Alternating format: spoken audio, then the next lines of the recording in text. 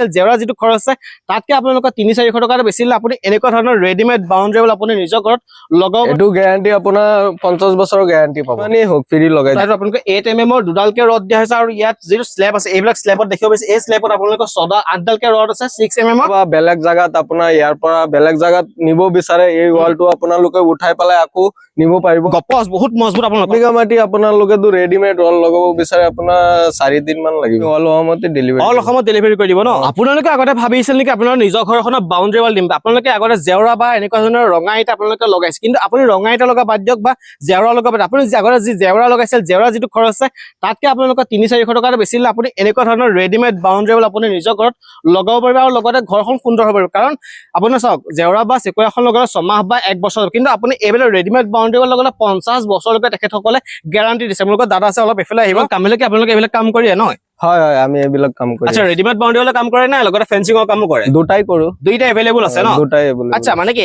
এটা কথা হল মানে কি আপোনালোকে আগতে যিটো ৰঙা ইটা আছে আৰু এইফালে আপোনালোকে ৰেডিমেড বাউণ্ডাৰী ৱালৰ কাম কৰিছে হয় আৰু ৰঙা ইটা খৰচত ইয়াৰ তুলনা কেনেকুৱা কি হেতু লগালে ধৰক না আপোনাৰ খৰচটো বেছি যায় আৰু সময়টো বেছি লাগে হেতু পৰা এটো লগালে ধৰক না আধা আধি হৈ যায় খৰচত মানে 60 to 50% 50 to 60% ডিসকাউন্ট হৈ যাব ন হেতু খৰচতে হৈ যায় এইখিনি। আচ্ছা মানে ক'ব গলে যত 1 লাখ টকা আছে ইয়াত মানে 40 ৰ পৰা 50,000 টকা যাব হয় 50,000 টকা যাব। আচ্ছা এটো ওয়াল লগালে ধৰক না আপোনাৰ প্লাষ্টাৰ কৰিব লাগে এটো কোৱালে আপোনাৰ প্লাষ্টাৰ কৰিব নালাগে এটো অলৰেডি প্লাষ্টাৰ কৰাই থাকে অলৰেডি আপোনালোকে গোটেই বস্তুটো প্লাষ্টাৰ ডাইৰেক্টলি ৰং কৰি দিলেই হ'ল। আচ্ছা ৰং কৰি লাষ্টিং আৰু যাব ৰং কৰিলে আপোনাৰ মামৰ নালাগে আৰু বস্তুটো দেখিবলৈ লুকটো ভাল আহিব। আচ্ছা আৰু যেহেতু আপোনালোকে এই কামবিলাক যেটো কৰে আপোনালোক গ্যাৰান্টি ওয়াৰেন্টি কেনেকুৱা কি অলপ এফালে আহিব এটো গ্যাৰান্টি আপোনাৰ 50 বছৰৰ গ্যাৰান্টি পাব। এটো 50 বছৰলৈকে গ্যাৰান্টি আছে ন হয় 50 বছৰৰ গ্যাৰান্টি আছে। আচ্ছা এখানে মানে কি 50 বছৰ আপোনালোকে গ্যাৰান্টি দি আছে যদি বাই চান্স 10 বছৰ বা 15 বছৰ 20 বছৰ পিছত ভাঙি পৰি গল ফাটি গল বা ভাঙি পৰি গল তেতিয়া আপোনালোকে কি কৰিব সেই বস্তু হেতু আমি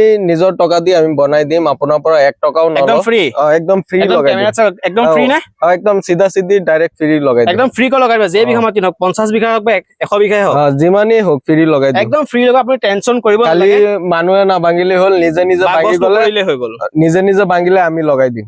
আচ্ছা আৰু এইখানে মানে কি আপোনাৰ জিৰো স্টেপটো কাম কৰিছে বা খুটাত কিমান ৰড দিয়া হৈছে কিমান এমএম আৰু ইয়াত কিমান কে ৰড দিয়া হৈছে 8 ডাল ৰড আছে কিমান এমএম এটো 6 mm ৰড আছে প্লেটত 8 ডালকে ৰড দিয়া হৈছে খুটাত আপোনাৰ 8 mm ৰড আছে দুডাল আছে 8 mm ৰড দুডাল দিয়া হৈছে ন সক আপোনালোকে যদি খুটা এটো দেখিব যে খুটাটো আপোনালোকে 8 mm দুডালকে ৰড দিয়া হৈছে আৰু ইয়াত যিটো স্ল্যাব আছে এইবিলাক স্ল্যাবত দেখিব পাইছে এই স্ল্যাবত আপোনালোকে 8 ডালকে ৰড আছে 6 mm ৰড দিয়া হৈছে আৰু লগতে বিম দিয়া হৈছে হয় হয় আচ্ছা এইফালে বিম দিছে ন মানে স্যার এইবিলাক দেখিব অলপ জুম কৰি দেখাই দিবা এইবিলাক দেখিব পাইছে একদম ধুনিকা বিম দিয়া হৈছে বিম দিলে লাষ্টিংটো আৰু বেছি হৈ যায় লাষ্টিংটো বেছি হ'ব ধৰক না বিম বনালে আপোনালোকে মাল খৰচটো আপোনালোকে দিয়া আমি বিমটো বনাই দিম আমাৰ মিস্ত্ৰী খৰচ দিলেই হ'ল মানে মিস্ত্ৰী খৰচটো দিলে ৰ মেটেৰিয়েল খিনি আপোনালোকে দিলে গোটেইখিনি কাম কৰি দিব গোটেইখিনি কামটো আৰু এইখিনিতে মানে কি ৰঙা ইটা এটা কথা হ'ল ৰঙা ইটা লগালে মানুহজনৰ লগত নন ষ্টপ লাগি থাকিব লাগিব বা ৰ মেটেৰিয়েল কি লাগে গোটেই বস্তুখিনি চাই চিতি থাকিব লাগিব আপোনালোকৰ ফেচিলিটি কি বস্তু আকৌ আপোনালোকক দিব লাগিব নেকি আমাক একো দিব নালাগে জাস্ট খালি আপোনালোকে জায়গাটো দেখাই দিব কাম হ'ব ফিনিশিং হ'ব কামটো চাই পেলাই পিছত পইচাটো দিব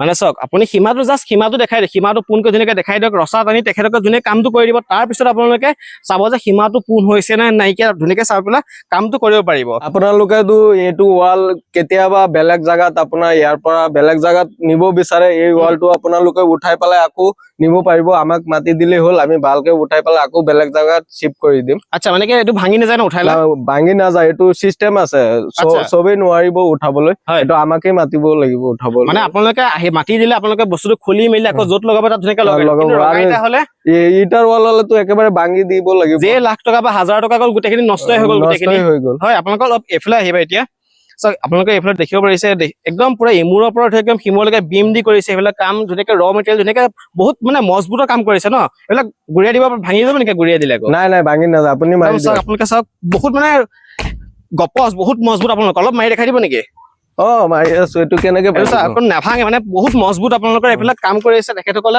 ইমুৰৰ পৰা বৰ্তমান কিমান মান কাম কৰিছে মাটিখিনি মাটিখিনি কিমান মান কাম কৰিছে অলপ এফালে আহিব ইয়াতো মাটি আছে আপোনাৰ 2 বিঘা মাটি আছে 2 বিঘা মাটি আছে ন যদি 1 বিঘা মাটি যদি লগাবলৈ যায় কিমান মান মানে কিমান দিন লাগিব ইয়াত 1 বিঘা মাটি আপোনালোকেতো ৰেডিমেড ৱাল লগাব বিচাৰে আপোনাৰ 4 দিন মান লাগিব।